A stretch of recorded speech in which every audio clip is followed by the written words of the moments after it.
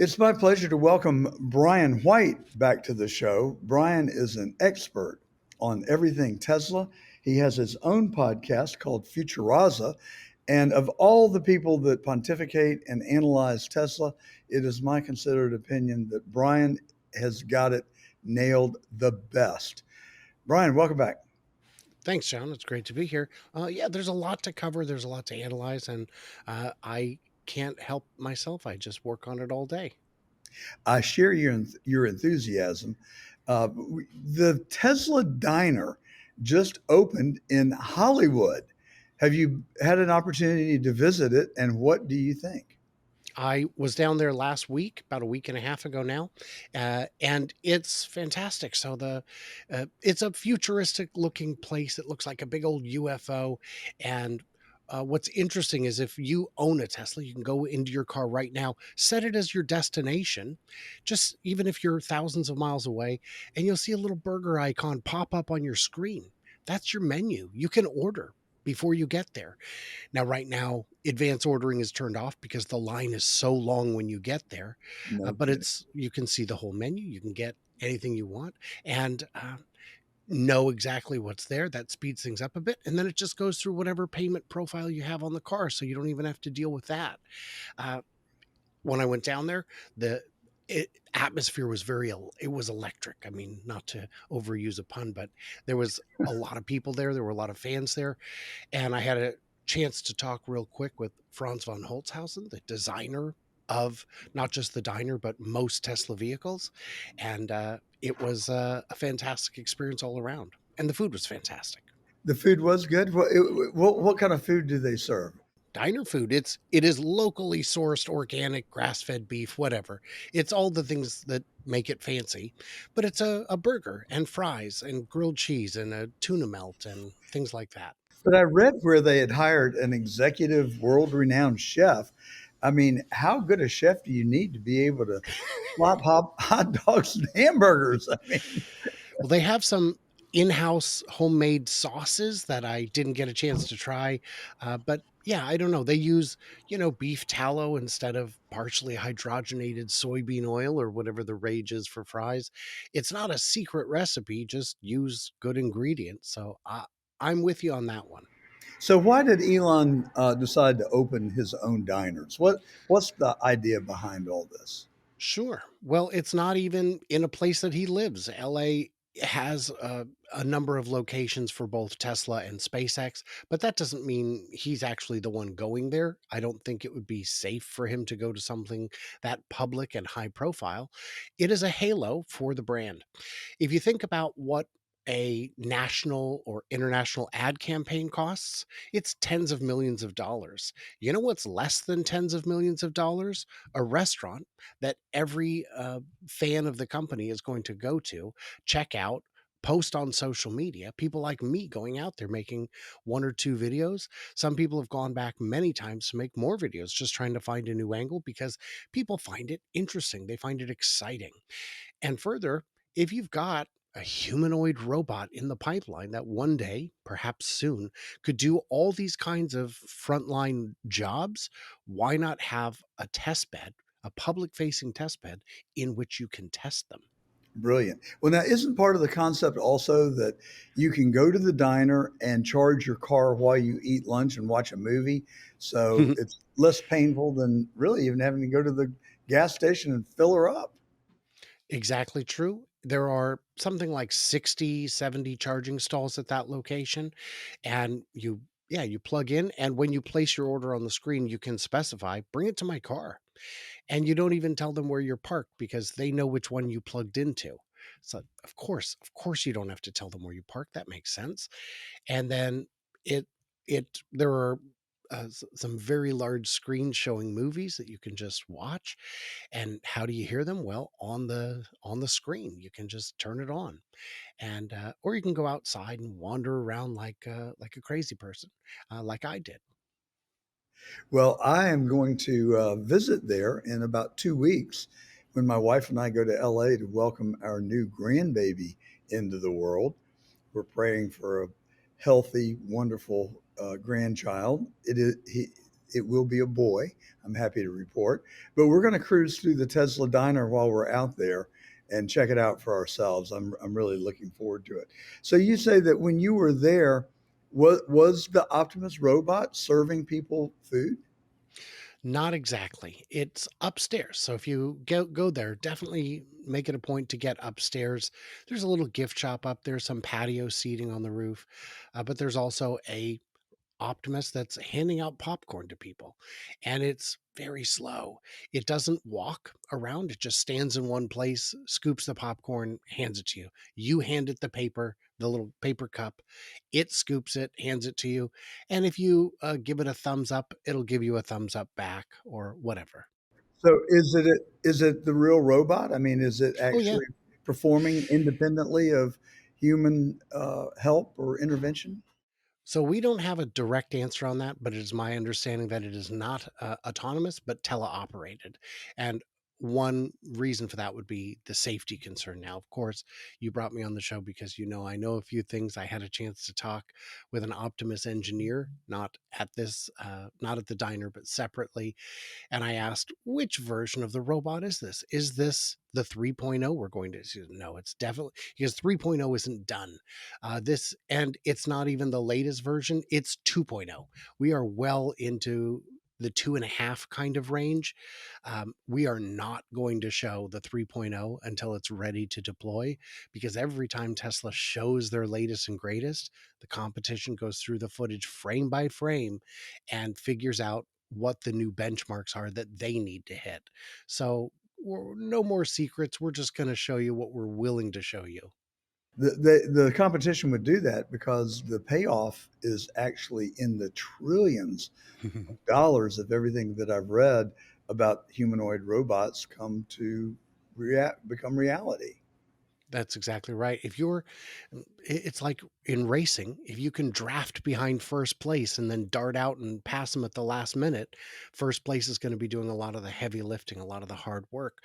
Robots, we've looked at other technologies before. What if when we got to automobiles, we can replace a lot more expensive transportation, whether it's ships or rail in some cases. You don't have to install a massive rail line, but when it comes to robots, we're talking about replacing all labor. Not all of it immediately. Some of it will be safe for years or decades, especially things like home repair. Um, Expecting a robot to be able to climb through the attic and get new wires put in might be too big of an ask.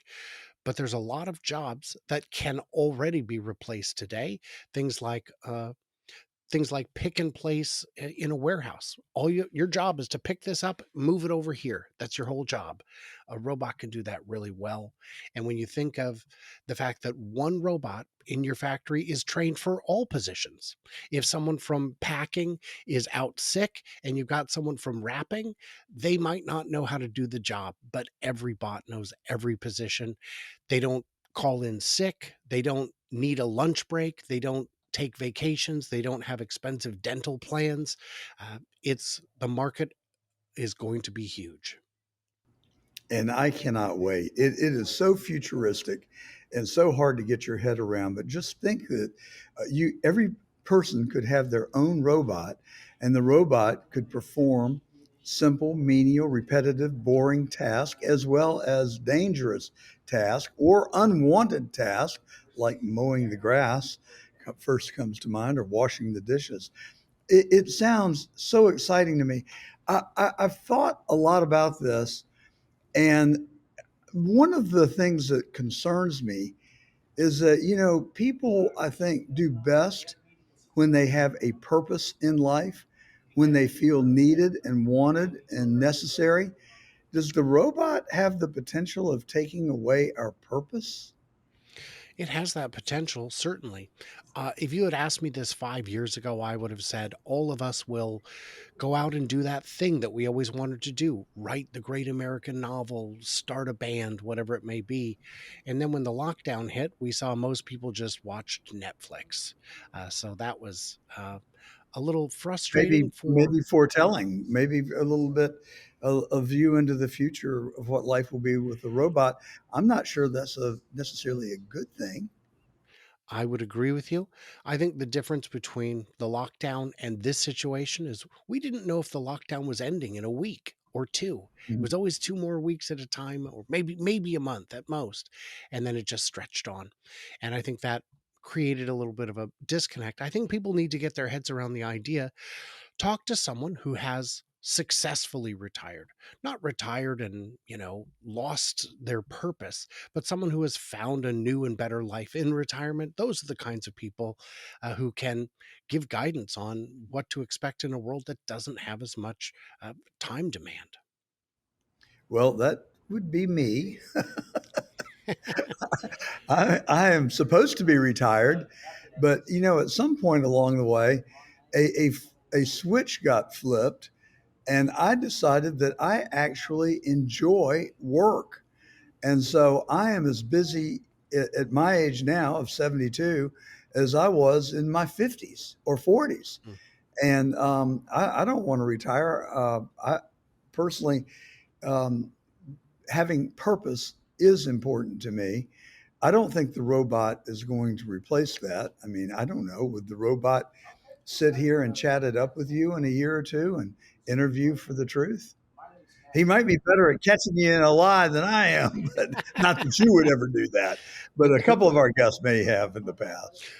Well, and for that matter, it could just correct poor math on the fly when you're trying to do big numbers in your head.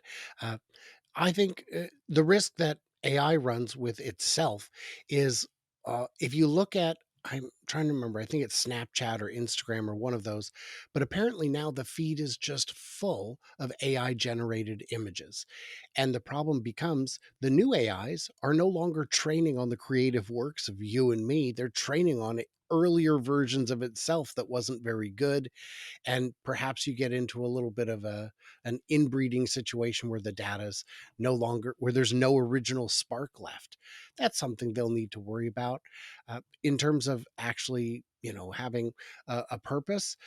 I mean, I don't do the clean the gutters as often as I should because it's dangerous. It's no fun.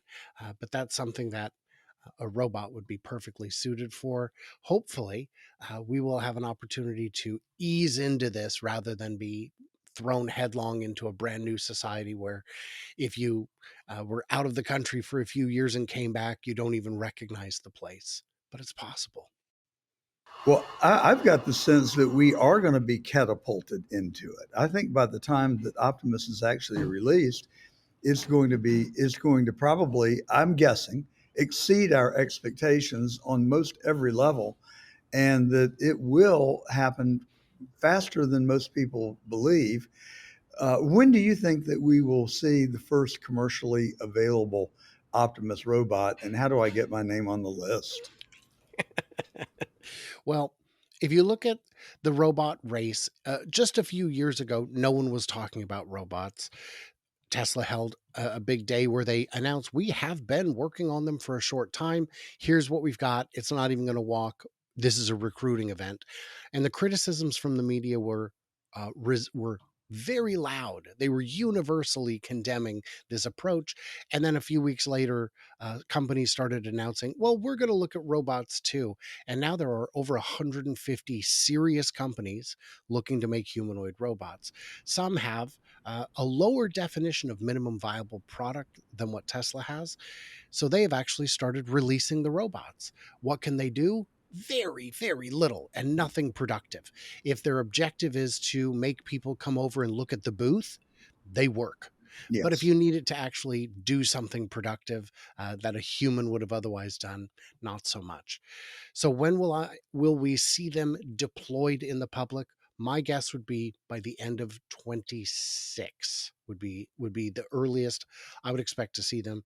Well, we're late 25, Yeah, it's mid still very course, soon. so mid to late 25. So 26, that's just around the corner. Yes. Early or late 26, maybe a year from now. Yes, I think a year from now is not unreasonable. And the only reason it's as slow as it is because Tesla's definition of minimum viable product is much higher than many other companies.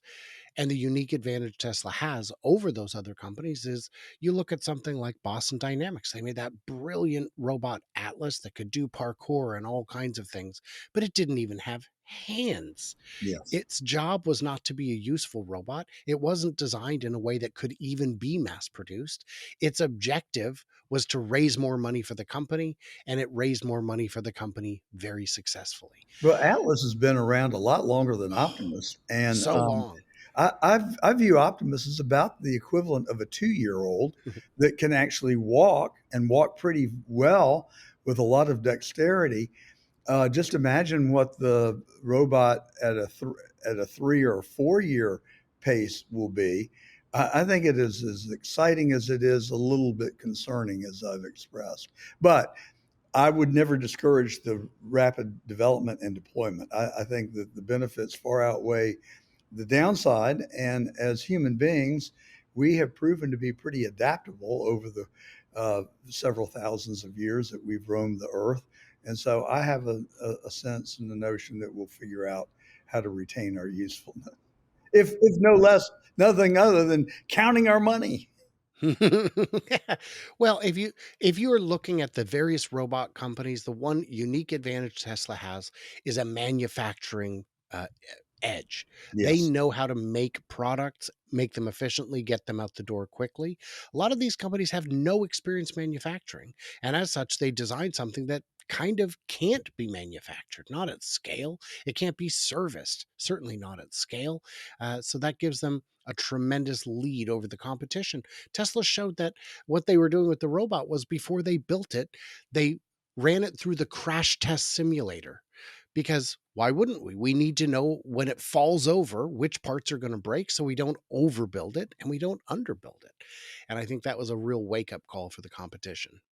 Well, my reference to counting our money is that Musk says that the robot is going to usher in an age of abundance where humans will literally not want for anything. That's absolutely possible. And if you think about it, so, well, what, somebody's got to pay for it. Someone's got to pay for it somewhere. I ask why. Well, if you're going to build a building, you need the land. Well, what if the government's just donate a little bit of land for that? Well, then you need the construction material. Well, can't robots make the construction? Can't they do the mining to get the copper for the wires and the steel for the pipes? Can't the robots build the building itself? Why does the building have to cost money in that scenario? There could be an all winners kind of outcome and, well, but we still need power for it. Okay, let the robots mine the silica to make the solar panels and then install them. The power's right there. So I don't know if that world will happen. I don't know if that world should happen, but the possibility for the first time ever appears on the horizon. So we know that President Trump and Elon Musk had a falling out of epic proportion. Do you? And I apologize for my phone. We're actually traveling, so I don't have the convenience of a controlled studio. So my apologies for the background noise. The restaurant will just not quit using the blender while I'm doing our interview. Darn them! But so Musk and the president had a major league falling out. I was really of the mindset when Musk was at Doge that Tesla would be okay, that everything would stay on track, and that we would be able to uh, see our investment flourish without his help. But darned if things don't seem to have just ignited on fire since he has returned to Tesla full time. Do you have that perception at all? Absolutely. It was a concern going into it. Um, the president has a very strong personality. Elon Musk has a very strong personality. Those don't always work well together. You can have, we've seen it a lot of times throughout history where two alpha males get together and don't get along. And I think it was always a risk. I'm just hopeful that, I mean, we're seeing the president want to deorbit satellites that are already deployed because of reasons. I don't understand them, but there's this has not been a good administration for electrification. There was hopes that we would get some regulatory framework surrounding autonomous vehicles at the federal level. That appears to be on hold since the falling out. So, in terms of this administration benefiting Tesla, benefiting autonomy, I haven't seen it materialize. It still can. I don't know what the future holds on that front, but it's tricky. So, Brian, are you inferring that perhaps the Trump administration is acting punitively towards Tesla and Musk at this point? Is that what hearing? No, no. The administration is rewarding the fossil fuel guys. The fossil fuel guys have always had a real leg up, and I told people before the election, I don't know if there's an administration in even in theory that could address that. You could, if you got someone in who was very far to the left and said let's do everything we can to harm fossil fuels, Congress and Senate would have to come along, and they wouldn't. Um, we were hopeful that we would get some kind of benefits, and we didn't. And one of Trump's stated objectives was to undo a lot of the Biden era initiatives, a lot of those involved electrification. So those never happened. But it's not punishing Tesla so much as rewarding the other players that are not Tesla. And it's yeah. And then you've got the regulatory framework, which would be an over and above aid for not just Tesla but other companies as well, that just hasn't materialized. So I'll give you my 2 cents worth. The world according to John, where Musk and Trump are concerned, uh, and welcome your reaction. You know, you study Tesla, I study politics. Probably as many hours as you're looking at Tesla. My sense is a couple of things. One, as much as I love Elon, I think he got confused on what his role was in the White House. He was not elected president. He had a lot to do with it, but that does not give you the license then to insert yourself in policy decisions that you may or may not have a place pontificating or inserting yourself. And I think he probably did cross that line. My in his defense, I think that from an idealistic standpoint, he was absolutely right. The one thing that Trump brings to the equation, he is an incredibly street smart, savvy person, and he lives in a political world. Musk lives in a effectively a dictatorship world where he is the king. His word is the final word. Not so in a political arena where you have to give and take and consider other individuals' desires and needs. I think that's what Trump is able to do with as much skill and deftness as anyone of I've ever seen. He just seems to be incredibly savvy at giving in to the left where we can as needed, but without compromising our values, but still like the big beautiful bill. I mean, the fact that that got across the line, he didn't get any Democrat votes, but he had to court moderate Republicans, and I think that illustrates exactly what I'm talking about. Musk didn't get that. He wanted to throw in spending cuts in the big beautiful bill, which probably would have made it dead on arrival, and we would be in a state of utter chaos to this day. Elon is an engineer at heart. If you talk to other engineers, there's people who say, "Oh no, he's just a financier." No, I've talked with engineers who've sat down with him at production meetings at facilities at SpaceX and Tesla. He understands. He's in the weeds. He is an engineer, and the problem with that is what makes a great engineer is not what makes a great politician. Like you just explained, uh, engineering is a digital kind of world. Business can be a digital kind of world, but politics is analog. There's a lot going on there, and I haven't seen examples of people who are good at both. Maybe they exist, and I'm just not aware of them. But not. Uh, it is not something you can just easily get into and just say my way or the highway, as you know. And I think that was a real problem with the the way Doge was executed, was that it didn't leave wiggle room. Well, I still want Doge to have a role in crafting the future of our federal government. The fraud, abuse, and waste. Everybody, no one denies it, and even the people that don't like Doge don't dislike Doge because of its purpose. They just don't like the outcome because they may be the ones that are feeding at the trough. Is my guess. Um, Entirely possible. I know that there were auditors at the Government Accountability Office that were let go, and I don't know how that works with efficiency. I think those would be the first people you'd want to uh, bring in and ask for advice rather than get rid of. It's unclear to me. I don't, the hours that I spend on Tesla instead of politics means that I couldn't possibly follow both. So I will just defer to you on those Well, matters. I will tell you, I think your choices of spending your time are probably more productive and better than mine. But nevertheless, it's just the way I'm wired. So I'll continue to keep looking at the political landscape. So on electrification and the automobile, again, I think it is back to the art of the practical.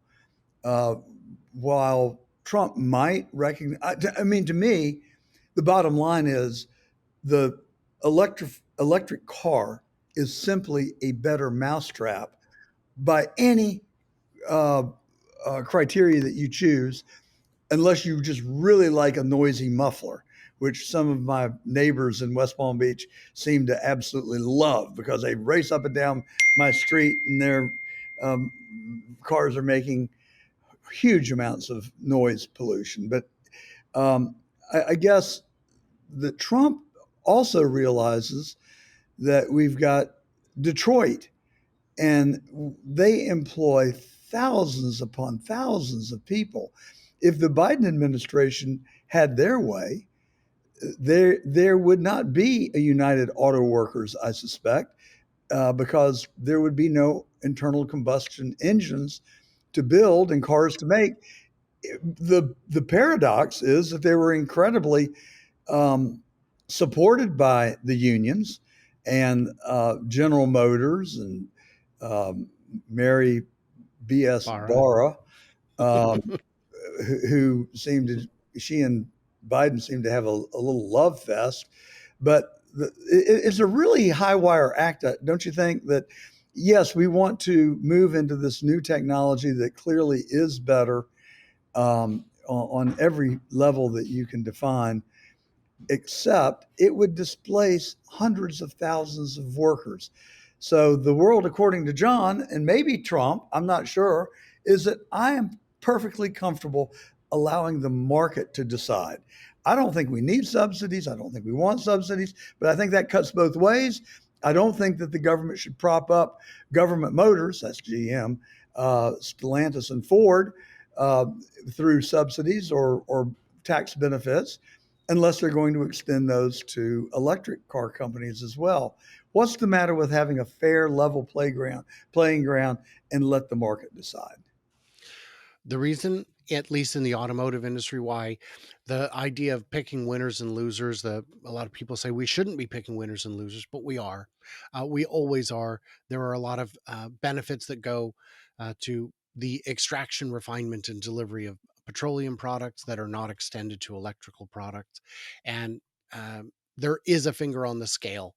The question is which finger and, which scale, I guess. But what we see with Detroit is they were already making the transition to electric vehicles. There's a Ford electric work van that's made in Kansas City. Yeah. There's a I mean, even Kia is making electric cars in the U.S. in Georgia, I believe.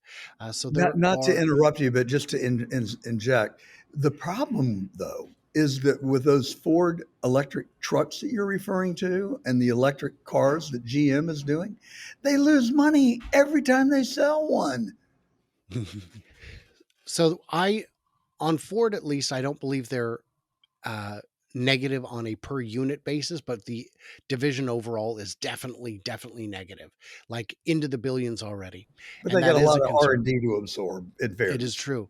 But if you look at all manufacturers worldwide making electric cars, There are only about two that have actually found a way to do so while making a profit, and that's Tesla and BYD out of China. But a lot of it is that they're so invested in the R&D to get caught up to where Tesla got to 10 years ago, and it is difficult. Like you said, it is just a better car. It is faster, it is quieter, it is safer. You can fuel up at home instead of standing out in all kinds of weather, in all kinds of perhaps sketchy neighborhoods. It is cheaper per mile. It has got less maintenance. It checks all the boxes. If you tried to invent an internal combustion engine today, you'd be laughed out of the room. It's not as powerful. It's not as safe. It smells bad. Uh, And it has so many more moving parts than the electric car has. I don't have a Absolutely. transmission. I mean, I don't have a catalytic converter or a muffler. I mean, just go down the list. I don't have a fuel injector or a carburetor. I mean, the list is endless. And the thing that just blows me away, I've been driving a long time and I've had a lot of cars. This is the only car I've never taken in to have serviced in its third year.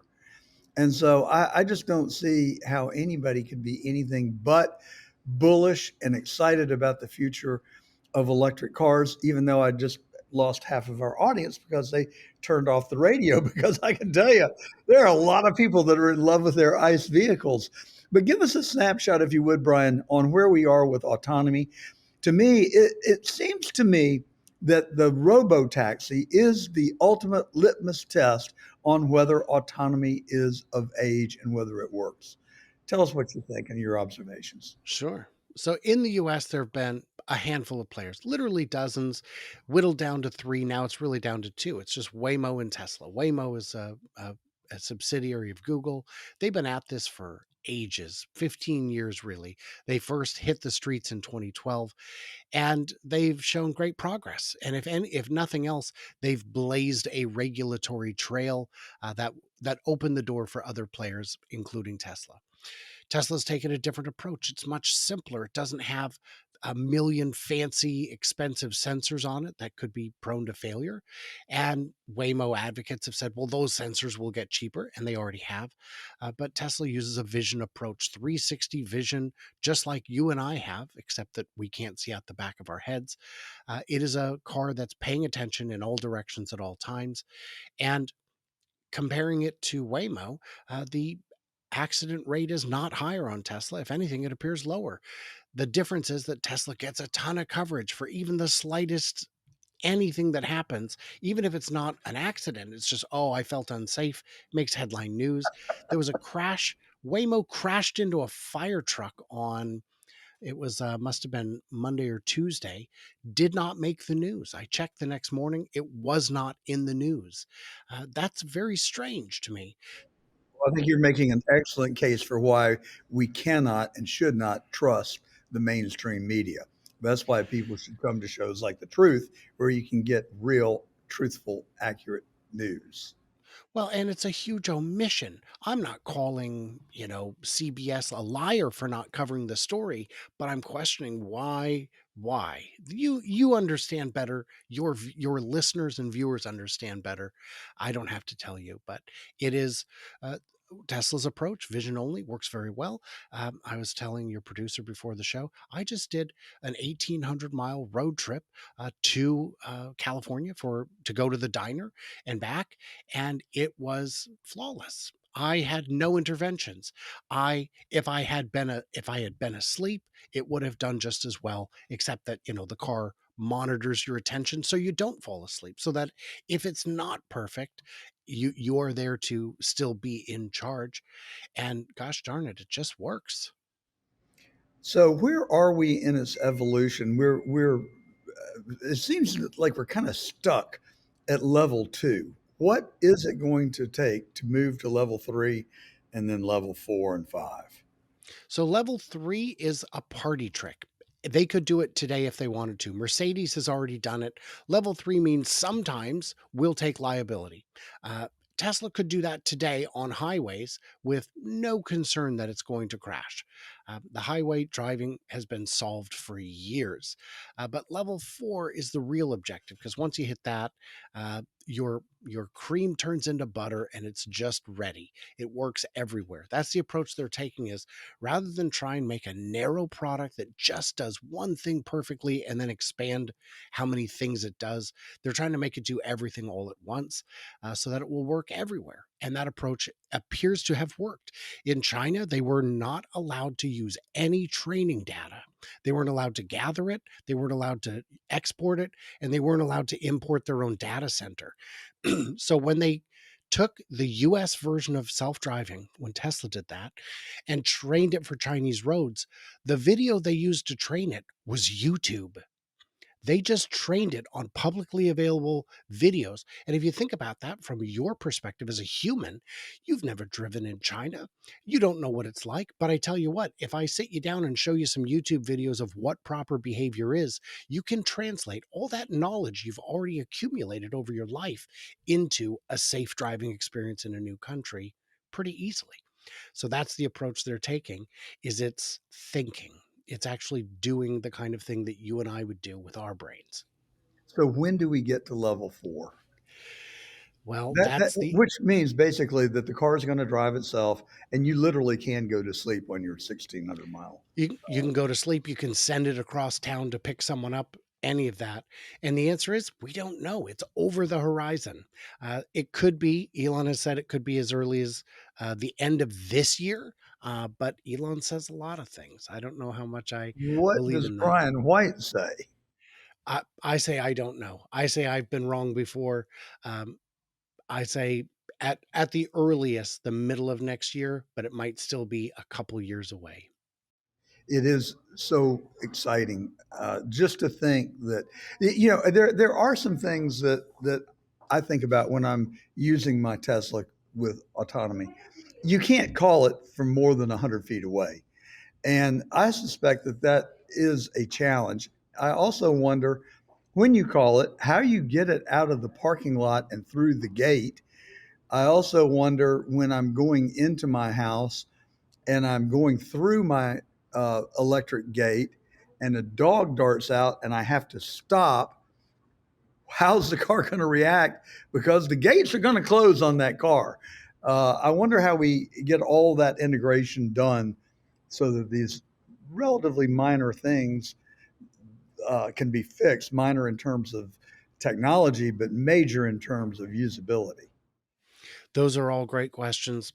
And I don't know. The real answer is, unlike a lot of earlier versions of self-driving and a lot of the ones written by the competition, those are all made up of if then statements. They're coded, if you see this, do this. But what Tesla's done is take a neural net approach where they just put all the information in and say, what would you do? And the program looks at it and says, well, here's what I'd do. So the answer to those questions tends to be, what would a human do in that situation? If you're stuck at a light that's not going to change, it might run the light eventually. It might not sit there until the end of time. It might just realize at some point, this light is not going to change. I need to do something else. That's what a human would do. That's what the car will do. So that's our best guess until we get to see all those edge cases individually ourselves. Fascinating. So, what do you think about the industry as a whole? We know that Waymo and Uber have teamed up. Not, I'm sorry, not Waymo. Well, in a sense, yes. Yeah. Waymo, Uber, and Lucid have teamed up and are trying to come up with an autonomous car. I believe an autonomous ride sharing, ride hailing, and but I think I read that they were going to produce like 10,000 units over the next year. But Tesla's already got millions of cars, and you can flip a switch and turn them into robotaxis today if Tesla chose to. So the problem Waymo's having is that their vehicles are too expensive. The current ones, it's a Jaguar I-Pace with 50 to $100,000 in sensor. It ends up being $150, $200,000 car, where Tesla's approach is going to be $25,000. That's hard to compete with. That's going to add a buck or two a mile to every ride out of the gate. That doesn't make sense. And now partnering with Lucid, that's more expensive. You're going the wrong direction, guys. And then they want to have this little cool Zeekr minivan from China. Still, wrong direction. That's got 100% import tariff. That's going to be an $80,000 vehicle. Even if it already has the sensors, you're still three times the price of Tesla's approach. So when it comes to scaling, Waymo plans to add, I think it was 1,000 or 2,000 vehicles all of next year. Tesla could do that this afternoon if they wanted to. How do you compete? And when your vehicle costs less to purchase, costs less to maintain, there's the advantages are infinite, and the cost comparison becomes absurd. Tesla's going to be able to operate these vehicles for under 50 cents a mile, where Waymo's, I mean, just their cost of acquisition is already over $1 a mile. And that's for all the miles, not just the paid ones. If you're at 50% utilization, a Waymo could cost $3 a mile before you even start using it. So, what is it going to take to get Tesla momentum back for its shareholders? You know, we've got all these future things that are very exciting and have caused a tremendous increase in the price of the stock. People say, "Oh, well, the analysts are not viewing Tesla other than as a car company," but the market sure as heck is, because it sells, the stock sells at 150 times trailing earnings compared to Ford, GM, and Stellantis, which are about 10 times earnings. So I think the market clearly does recognize the future of Tesla, but the demand has suffered. I don't blame that on Tesla. I blame it on the global economy, frankly. I think all automakers have seen reductions in demand. But what can Tesla do to reclaim its leadership position and get the momentum back in the stock price? So in the stock, I mean, what you'd need to look at, like you said, the price to earnings ratio is pretty high. What they need is more earnings. Well, there was just a contract signed to sell 300 megapacks to Georgia for their energy storage solutions, their grid scale energy, over 8 different sites. Every one of those megapacks, you see, a megapack, for those who don't know, is just a big old battery. It looks like a shipping container. It's that size, but a little heavier. Every one of those that ships out is $400,000 in profit. Uh, that adds up very quickly. They've got a second factory that makes these in China for the Asian market that is just ramping up now. And they've got a third one that will be opening up in Houston around the end of this year. They've made a deal with LG to provide the batteries for the one in the US. That is going to be a huge, huge segment for Tesla. And then, of course, you've got all the other things, the bots, the autonomy, the FSD for consumers. What they just need to do is wait and see. We need the earnings to increase. Well, and I certainly personally am very optimistic that they will. But what about the low cost car? I mean, couldn't a Robotaxi serve as the same platform for a much more affordable Tesla electric car? So that was the plan originally.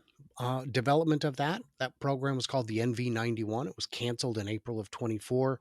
And I've talked with a number of the engineers, and I've talked with engineers outside the company. It's not that simple because it was designed specifically for that.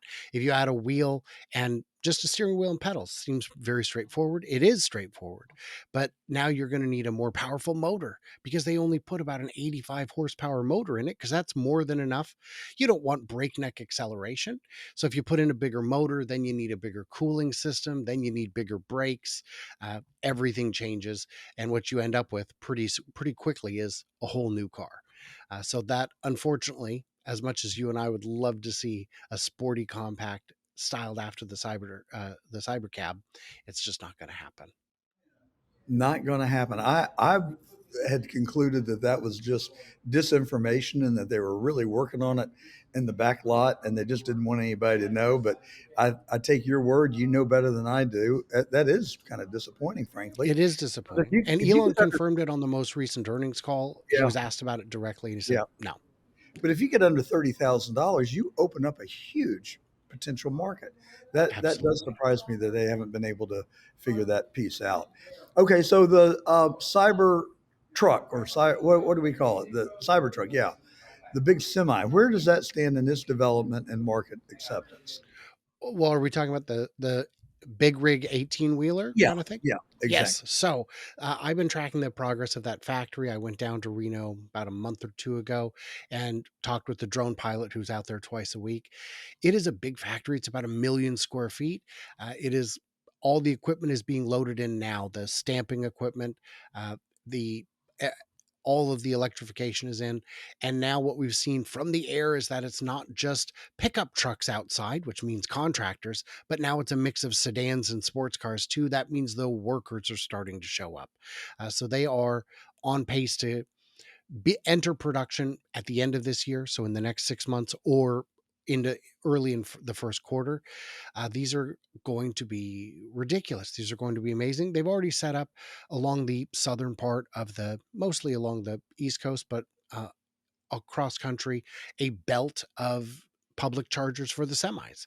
It's very difficult to make them. You have to get special transformers, you have to pipe in the power yourself basically because of how much juice it takes to run an entire truck stop. But these are absolutely happening.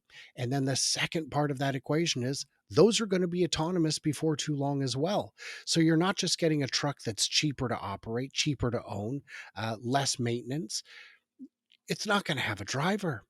That's one of your bigger expenses. So that's yeah, that we'll start seeing those more on the road by next year. How has the prototype gone with Pepsi? That didn't they buy 100 of the big rigs? And, No, it was more like 20. It was originally about a dozen. They've expanded it to about 20, but Pepsi is all on board. They are building their own charging station. They've got permits to get them charging at several different hubs. So if you want to move potato chips, that's very easy. It's, oh, well, if you can only move potato chips, well, they also move Pepsi products, which are quite heavy, liquid, as you know, quite heavy. So this is a product that works. Pepsi's excited; they're expanding. Other trucks have gone out for pilot programs at Walmart, Costco, and a number of trucking companies, Saya being one.